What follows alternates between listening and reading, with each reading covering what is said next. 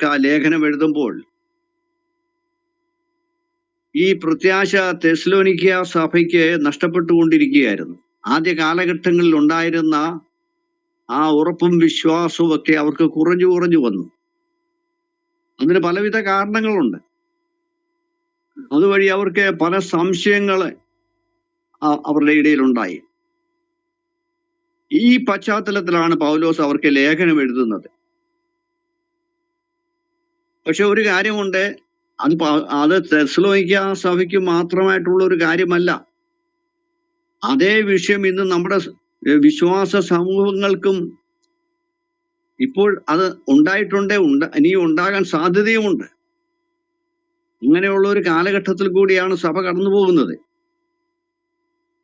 അതുകൊണ്ട് എക്കാലവുമുള്ള സഭകളെ കൂടി ഉദ്ദേശിച്ചുകൊണ്ടാണ് പൗലോസ് ഈ കാര്യങ്ങൾ പറയാനായിട്ട് ഉദ്ദേശിച്ചിരിക്കുന്നത്.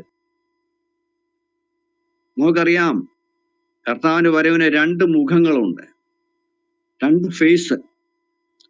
ഒന്ന് തന്റെ രഹസ്യവരവാണ്, ഞാനത് മുമ്പേ സൂചിപ്പിച്ചിട്ടുള്ള കാര്യമാണ്. രണ്ടാമത്തെ കാര്യം തന്റെ പരസ്യമായ വരവാണ്. അപ്പോൾ ആദ്യത്തെ വരവ്, രഹസ്യവരവ് എന്ന് പറയുന്നത് തന്റെ സഭയായ മണവാട്ടിയെ സ്വീകരിക്കുവാനാണ്. എന്നാൽ അടുത്ത വരവെന്ന് പറഞ്ഞാൽ മണവാട്ടിയോട് കൂടി മടങ്ങി വന്ന് ജാതികളെ ആദ്യം ന്യായം വിധിക്കണം. ജാതികളെ ന്യായം വിധിക്കുകയും തുടർന്ന് 1000 ആണ്ട് ഈ ഭൂമിയിൽ വാഴുവാനും കൂടിയാണ് നമ്മൾ മടങ്ങി വരുന്നത്. പലരും ചോദിക്കുന്നത്, അവർക്ക് പലപ്പോഴും ആ ഒരു ദർശനം വാസ്തവത്തിൽ ഈ വചനത്തിൽ കൂടി കിട്ടാത്ത ആൾക്കാരെ ഈ ഭൂമിയിലെ ജീവിതത്തിൽ മാത്രം ഒരാശ വെച്ച് മുന്നോട്ട് പോവുകയാണ്.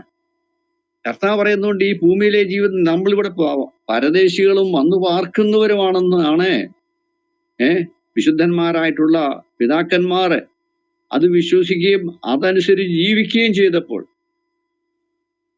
അവൾ മനസ്സിലാക്കേണ്ടതേ, ആ പ്രത്യാശയില്ലാത്ത ജനം കർത്താവിന്റെ വരവിൽ കൈവിട്ടു പോകാൻ സാധ്യതയുണ്ട്. അത് വളരെ സീരിയസ് ആയിട്ട് നമ്മൾ എടുക്കേണ്ട വിഷയവുമാണ്.